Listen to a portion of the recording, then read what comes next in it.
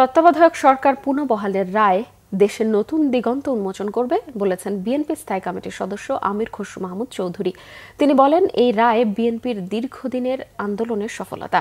ঢাকা বিশ্ববিদ্যালয়ের কলাভবনের সামনে বটতলায় ফ্রি মেডিকেল ক্যাম্প ও স্বাস্থ্যসেবা কর্মসূচির উদ্বোধন করে তিনি এসব কথা বলেন।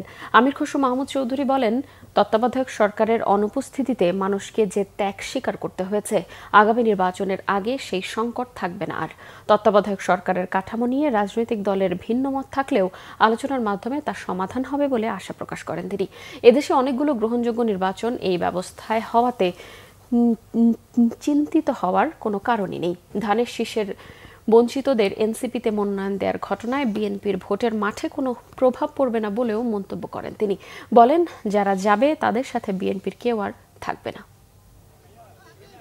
এটা একটা সিগন্যাল যে আগামীর অন্তত দিনগুলোতে নির্বাচনগুলো সুষ্ঠু হবে, গ্রহণযোগ্য হবে, বাংলাদেশের মানুষ তাদের ভোটাধিকার প্রয়োগ করতে পারবে, তাদের প্রতিনিধি নির্বাচিত করতে পারবে, তাদের নির্বাচিত সরকার দেখবে যে নির্বাচিত সরকারের অনুপস্থিতিতে দেশ কি কোন জায়গায় যেতে পারে, কত বেশি ক্ষতিগ্রস্ত হতে পারে সেটা বিগত দিনেও দেখেছি।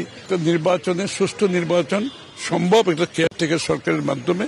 এইখানে জাতীয় একটা ঐক্যমত আছে, সবচেয়ে ভালো কথা হচ্ছে সেই জায়গাটা। এই ঐক্যমতের মাধ্যমে আমি আগামী গণতন্ত্র বাংলাদেশে আমার মনে হয় একটা নতুন দিগন্তের দিকে আমরা যাচ্ছি।